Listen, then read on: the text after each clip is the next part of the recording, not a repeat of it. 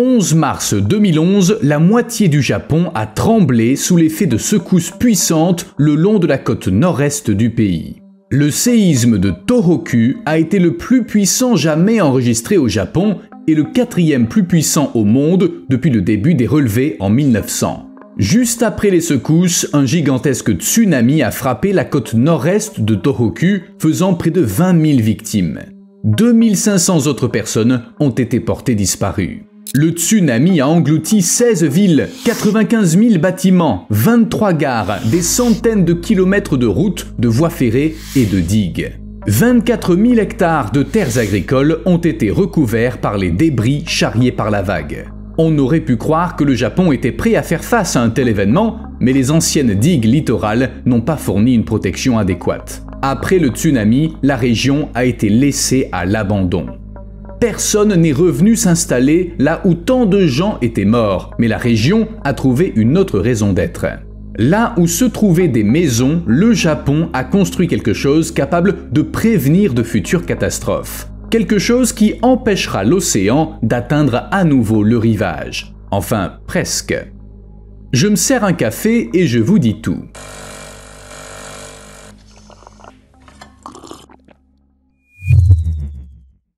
Voici un rappel discret de faire ce que vous savez, et merci pour ça. Commençons, si vous le voulez bien, par la ville de Taro dans la préfecture d'Iwate.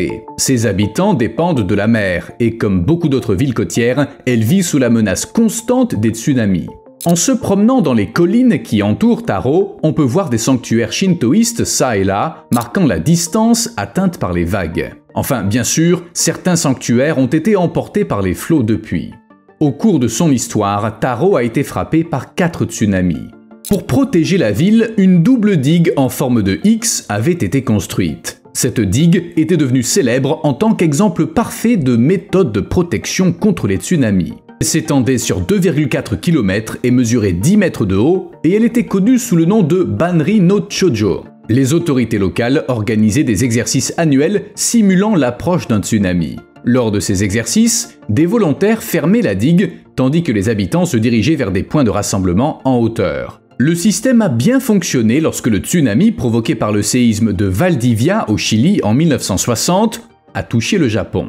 Aucun habitant de Taro n'est mort. En 2003, la ville s'est déclarée ville de la prévention des catastrophes et un monument a été érigé à cet effet.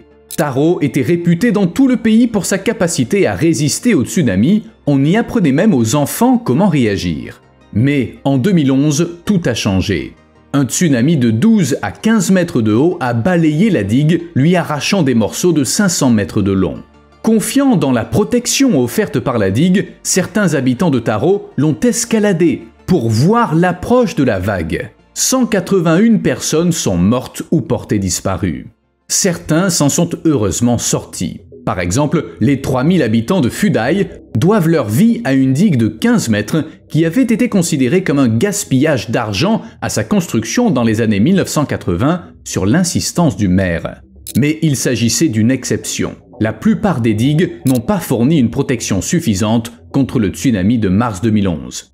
Dans cette vidéo, on peut voir comment les vagues ont franchi la digue de la ville de Kamaishi, la plus grande du monde à l'époque. Les murs en béton n'ont servi à rien et ils ont peut-être même contribué au nombre de morts, en causant la mort de personnes qui avaient baissé leur garde se pensant en sécurité. Il faut mentionner une chose, toutes ces digues peuvent sauver des vies, mais seulement si le tsunami ne dépasse pas la hauteur et la pression attendues. En un mot, leur solidité dépend des moyens dont disposaient les ingénieurs. Et il est impossible de prédire la hauteur du prochain tsunami, ce qui signifie que personne n'est à l'abri. Mais existe-t-il d'autres options que les digues? Je veux dire, voyons comment une région évolue après une telle catastrophe. On procède à une reconstruction, mais de façon bien particulière. Si on regarde une ville reconstruite après un tsunami, on peut voir que là où se trouvaient des maisons, il n'y a plus rien. La plupart des bâtiments ont été déplacés vers l'intérieur des terres, loin de l'océan. Certaines villes sont reconstruites le plus loin possible de l'eau.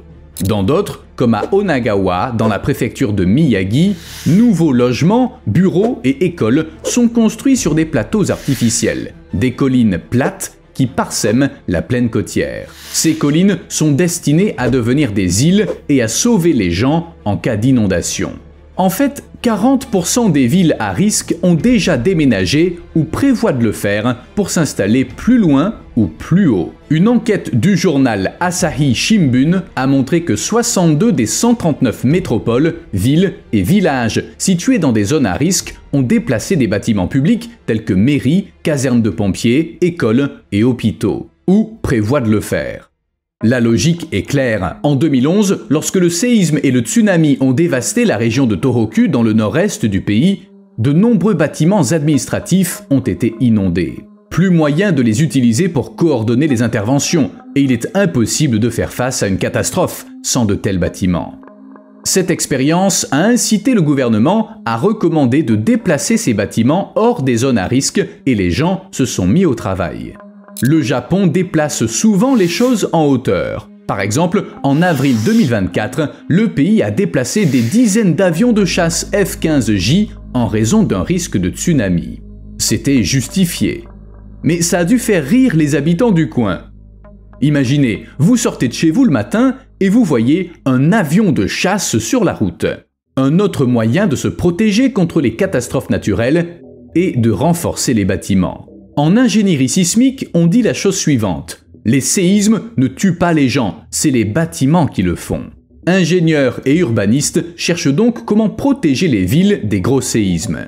Les constructeurs ont plus d'un tour dans leur sac. Des amortisseurs qui se balancent comme des pendules dans les gratte-ciel, aux ressorts et autres roulements à billes qui permettent aux bâtiments d'osciller. La technologie ne cesse d'évoluer et ces progrès influencent la construction des bâtiments. Voici un bâtiment d'Osaka qui a été renforcé pour résister au séisme. Et voici un système d'isolation sismique sur une colonne au centre de recherche en ingénierie de Shimizu, à Tokyo. La colonne elle-même est résistante au séisme. Elle est ancienne, mais elle faisait partie d'une vieille maison en bois à Miyama, dans la préfecture de Kyoto. Oui, on dirait un simple morceau de bois, mais c'est bien plus que ça. Et qu'a-t-on conçu plus récemment ? Eh bien, on peut attacher les bâtiments au sol. En 2016, l'entreprise textile Komatsu Matere a travaillé avec l'architecte Kengo Kuma pour fixer son siège social au sol. Il l'a ancré comme une tente. Ça a été la première structure antisismique au monde à base de fibres de carbone. Pour être plus précis, il s'agissait d'une tige en matériaux composites thermoplastiques composée de fibres de carbone. C'est vraiment comme une tente. Lorsqu'une partie du bâtiment bouge, les câbles se tendent de l'autre côté, ce qui maintient la structure en place. Ainsi, même en cas de séisme puissant, les câbles réduisent les secousses dans le bâtiment et évitent qu'il ne s'effondre. Le Japon ne se contente pas d'attendre les catastrophes, il s'y prépare. Enfin, il se prépare à un séisme en particulier, horrible, destructeur, qui risque de se produire très bientôt. Lorsqu'en août 2024, certaines régions de l'ouest du Japon ont ressenti une activité sismique, les autorités ont immédiatement pris des mesures. Cependant, en fin de compte, le gouvernement a mis fin à l'alerte et aucun dégât majeur n'a été signalé suite à ce séisme de magnitude 7,1. Malgré cela, le pays reste sur le qui-vive en cas de nouvelle situation d'urgence et il semble que ce soit justifié. Un méga séisme est imminent dans la fosse de Nankai et il sera le plus puissant jamais vu. Sa magnitude pourrait dépasser 9,0. Les sismologues affirment que ce méga séisme pourrait se produire d'ici quelques dizaines d'années, bien que les données soient controversées. Mais de quoi s'agit-il et pourquoi faut-il s'attendre à des conséquences graves ?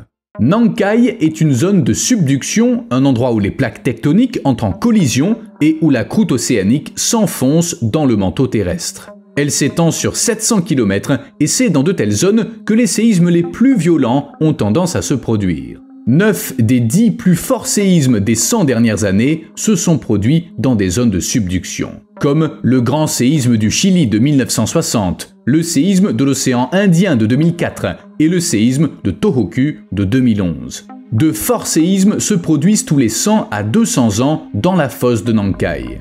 Les plus récents ont eu lieu en 1944 et 1946, tous deux d'une magnitude de 8,1. Ils ont anéanti de grandes parties du Japon et fait 2500 morts. Cependant, le gouvernement a calculé les intervalles entre les mégaséismes et les perspectives sont sombres.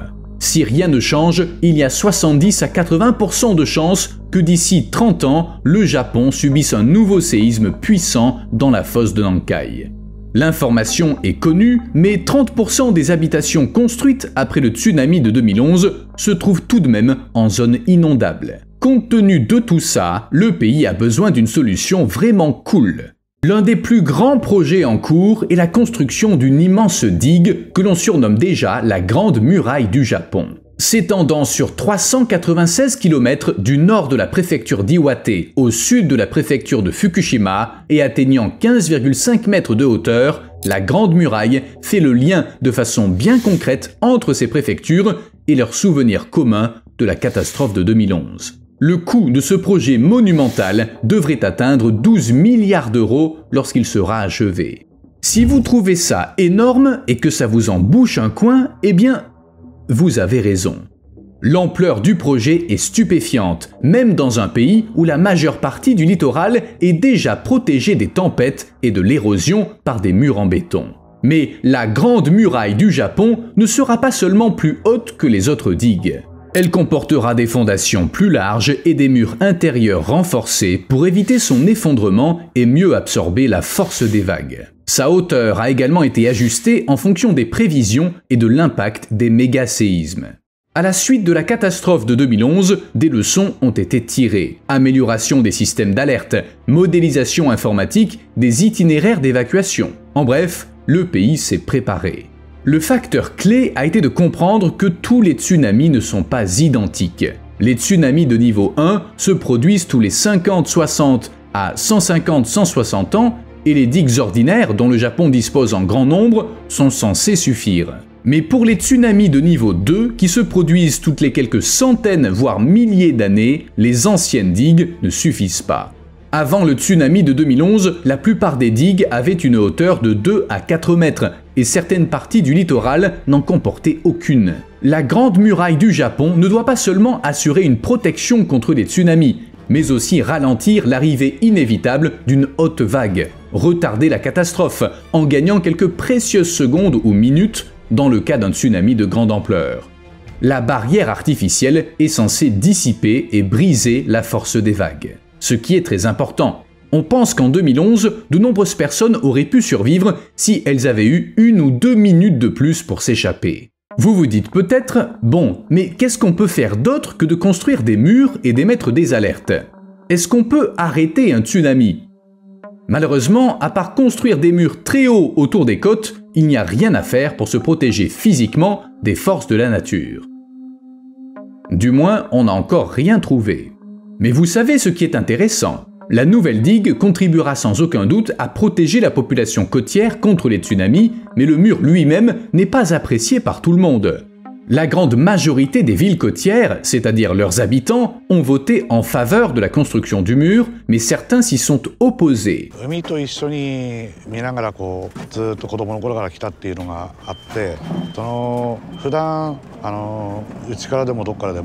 Bien sûr, ils comprennent que le mur les protégera si le tsunami de 2011 se reproduit, mais d'un autre côté, les gens ont peur qu'il brise leur lien avec la mer. Depuis des générations, les habitants des villes côtières ne vivent pas seulement de la mer, ils y trouvent aussi leur identité. Ils sont habitués à voir l'eau de leurs fenêtres et ils ressentent un manque sans elle. Pour certains, le mur est une horreur. Dans certaines zones, la hauteur de la digue atteint 4 étages, ce qui signifie qu'elle bloque tout et que les gens ont l'impression d'être en prison. D'autres craignent que ça n'effraie les touristes et que ça ne prive les habitants de leur gagne-pain. Et il y a un autre argument, plus important que la vue et le lien avec la mer. En cas de séisme majeur, les gens ne seront pas en mesure de remarquer les changements affectant la mer, comme le retrait qui annonce un tsunami.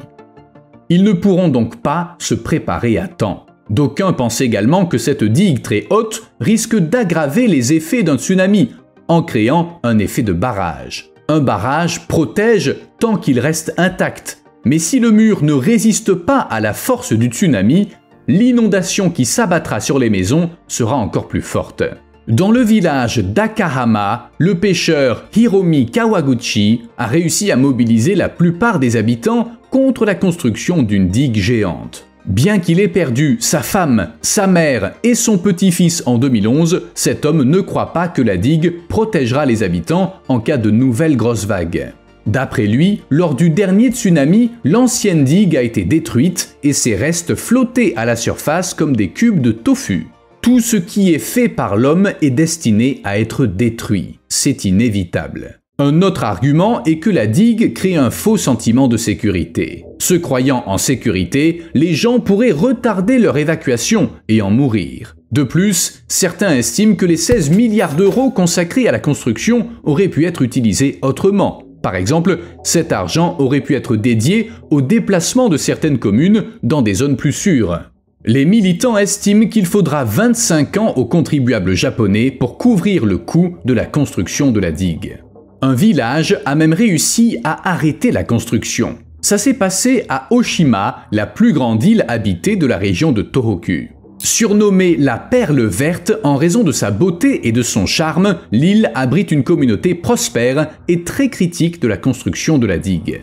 Les habitants sont pour la plupart sceptiques quant à l'idée d'une grande muraille pour se protéger des tsunamis. Ils ont convaincu la préfecture d'annuler la construction du mur de 11,8 mètres de haut prévu sur l'une des plages et de construire une promenade en bois au lieu d'un mur sur la plage voisine. La digue a tout de même été construite, mais elle est moins haute que prévu, comme le souhaitaient les habitants. En ce qui concerne le ressenti de la population, tout est clair, mais que pensent les écologistes de ce mur gigantesque ?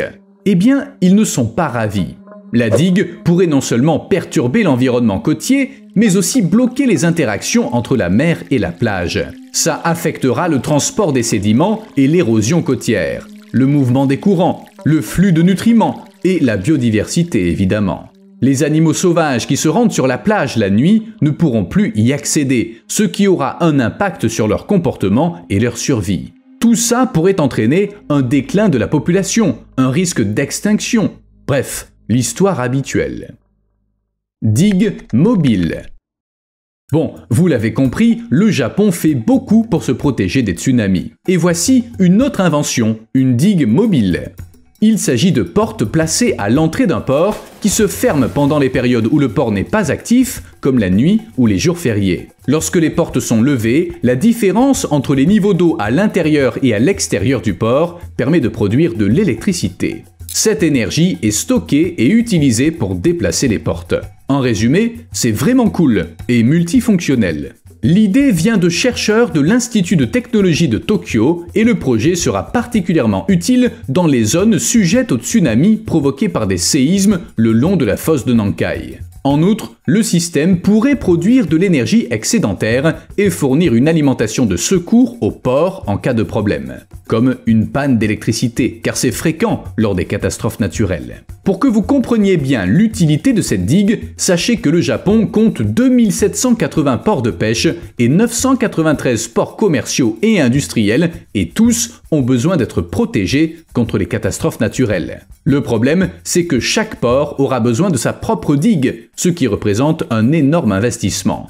À noter qu'à ce jour, il n'existe aucun système au monde qui emploie une digue mobile pour produire de l'électricité et qui utilise ensuite cette énergie pour son propre fonctionnement. En d'autres termes, les Japonais ont inventé quelque chose de totalement nouveau. Il ne reste plus qu'à le mettre en place. Le voyage d'une épave. Après le séisme dévastateur de mars 2011 sur la côte nord-est du Japon, qui a provoqué le fameux tsunami et tué 20 000 personnes, les vagues ont emporté certains bâtiments dans l'océan. Ce fut une horrible tragédie pour la population, comme en témoignent les débris de maisons retrouvés à 6400 km de là, dans la partie nord de l'océan Pacifique, plus de 14 mois après l'événement. Oui, des débris sont arrivés jusqu'en Alaska, où des habitants ont retrouvé des bouteilles en plastique, des morceaux de mousse et des bouées qui s'étaient échoués sur le rivage en provenance du Japon. D'autres objets ont été repérés le long de la côte canadienne. On a même trouvé une moto entière. Les débris sont si nombreux qu'on estime leur poids à 1,5 million de tonnes. Bien entendu, il était impossible de tout récupérer en même temps et il a fallu des années pour ramasser ce qui restait des maisons japonaises. Oui, dans tout ce fatras du Pacifique, on peut trouver n'importe quoi, des frigos aux matériaux de construction, en passant par des ballons de foot. Un arbre mémorable. Le 11 mars 2011, une catastrophe a frappé la ville de Rikuzen-Takata, comme beaucoup d'autres. La ville a été touchée par des vagues de 13 mètres. Conséquence de cette tragédie, 1700 personnes sont mortes et seuls quelques bâtiments du centre-ville ont survécu. Un arbre, connu sous le nom de pin miraculeux, a échappé à la catastrophe. Comme l'a dit le maire de la ville, le pin est devenu un symbole de force et d'espoir. En 2013, l'accès au pin a été ouvert aux visiteurs. Avant ça, il n'était pas vraiment protégé et caché des gens, mais il avait besoin d'être restauré.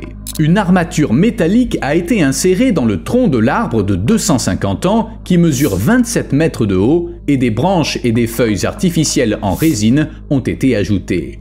Des internautes ont critiqué le coût supposé du projet, aussi la ville a décidé de collecter des fonds par le biais de dons tant au Japon qu'à l'étranger. L'objectif de 150 millions de yens a été facilement atteint, soit 940 000 €.